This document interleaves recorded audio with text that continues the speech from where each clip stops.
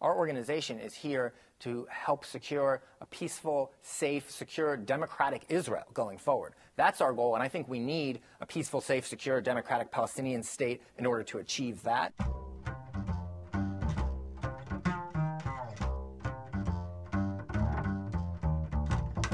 This is Faith Complex, a dialogue about the entanglement of religion, politics, and art.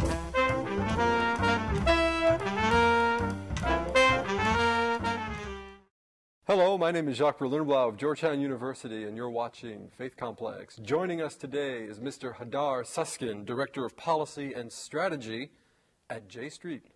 Hello. Mr. Susskind, it seems that everyone in Washington, D.C. and their cousin Shmuley is discussing something that goes by the name of J Street. What is J Street? So J Street is a still relatively young organization.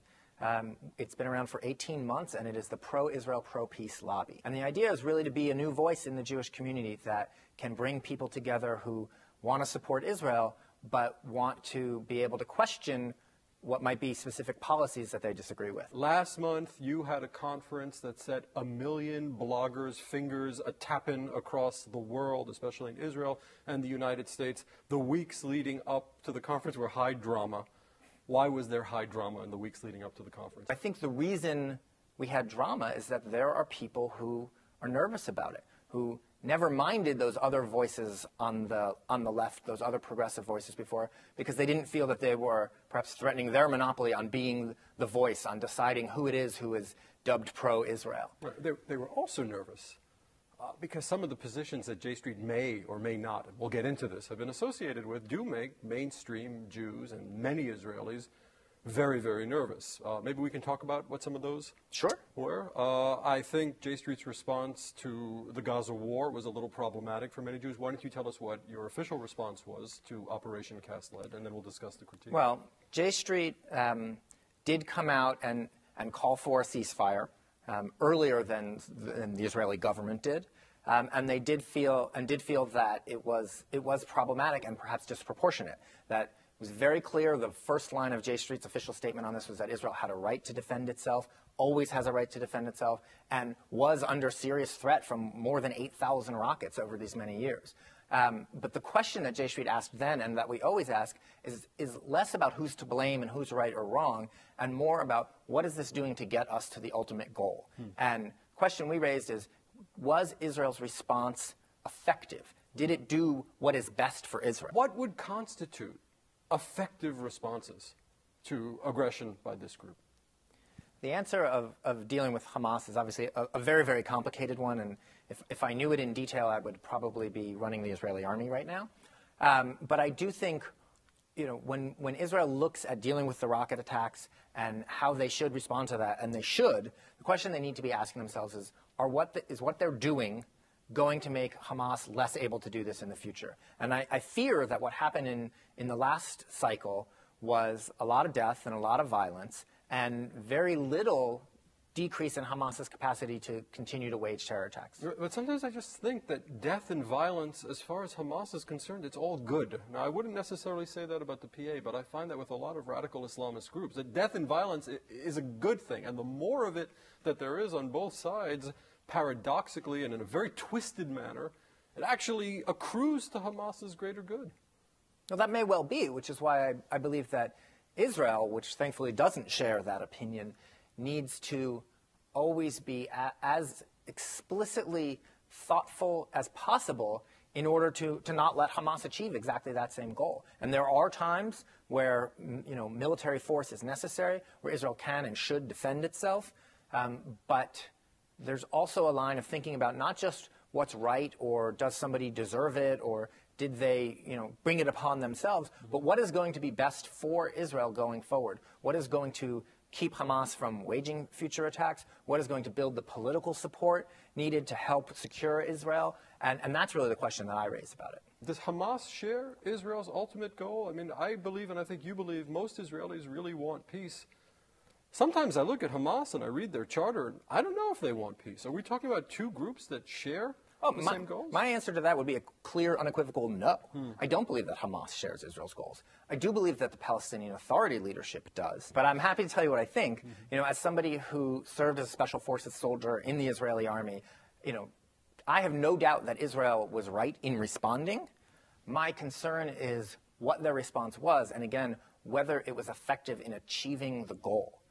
You can look at the number of rockets that rained down during the Hudna, the ceasefire before that, and since then. You can look at the fact that Hamas has said, and it appears to be verified, that they have completely restocked their arms since then, and ask not whether it was right or wrong, but whether it was effective. And I think that's the question that really needs to be asked. Are you as optimistic about Iran today as you might have been, let's say, 9 months ago? I know J Street had a sort of let's not resort to force approach to negotiations with the Iranians.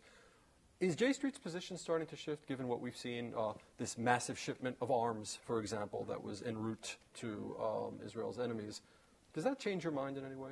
Well, for one, J Street was one of, I think, 3 organizations yesterday to issue a public statement, along with the American Jewish Committee and the Israel Project, applauding the Israeli Navy in their efforts to keep their shores safe and secure. You asked me if I'm as optimistic as I was 9 months ago. I was not very optimistic 9 months ago. Right. I'm a little bit more optimistic now that I do think we have seen what may be the first signs of some progress, willingness in Iran to ship some of their fuel out of the country to be processed. And again, we're not there yet, and I wouldn't want to overstate it. But our position has been we need to see if really serious, tough diplomatic negotiations can work. But if there were an Olympic event called Gaming the World System, or the international, the Comedy of Nations, gaming the system of the the Iranians silver medal at least. At least a silver medal. At least. At least a silver medal. Yeah. How much longer do we just let the Iranians do what they're very good at doing, which is ticking down the clock and salting away time and triangulating and double triangulating? That's tricky. How much longer? I don't have the simple number answer for you, but I will tell you that I believe that it's not long, and there need to be serious limits on it. And this administration, together with leadership from the P5+1, the other countries that are engaged in this issue, need to be very, very clear with the Iranians. There are real deadlines. There are real consequences to those deadlines, and we need to be moving concretely with actions, not just words, toward de-escalating this crisis. Okay, so what happened at the conference? Tell us about the conference. We were thrilled and somewhat overwhelmed to have 1,500 people show up for the conference. We brought together an incredible array of voices, primarily Jewish, but also other American voices, Christian, Muslim, some participants from Israel, some from Europe, from places in the Arab world. And we really felt an incredible energy and hopefully a change in showing people here in Washington that there is a serious constituency for a pro-Israel, pro-peace voice that wants to see vigorous U.S. leadership in helping get the parties to the table and to real issues. And how would you respond to the critics who said, pro-peace, yup, yeah, they're pro-peace, but they're not pro-Israel? How would you respond to them? Well, I'd start off by just saying they're wrong. I mean, it's very simple. It's not, it's not maybe here or there. It's clear. It is pro-Israel, pro-peace. That part comes first. I believe deeply in human rights for all people, in the need for a Palestinian state. But our organization is not here for the purpose of achieving that goal. Our organization is here to help secure a peaceful, safe, secure, democratic Israel going forward. That's our goal, and I think we need a peaceful, safe, secure, democratic Palestinian state in order to achieve that. But pro-Israel is at the very core of what we do. Okay, I, like many observers of J Street, was actually quite surprised, and I want to say pleasantly surprised. It seemed to me that the leadership of J Street was centering itself, was moving to the political center, and that might have meant purging some of the radical fringe. The critique was made that the rank and file might actually be out of sync with the leadership. Is there any validity to that? So, again, this was the first conference, and it's a new voice. I know there were people who came to the conference looking for the furthest out people that they could find to write about, and they did find some of them. And we had 1,500 people there, and J Street as an organization is not at a spot where we know everyone who registered for the conference. People wanted to come. It was an open registration. There probably were some people there who described themselves as anti-Zionist. That's certainly not the position of J Street. It's not the position of our leadership, and it's not the position of our rank and file.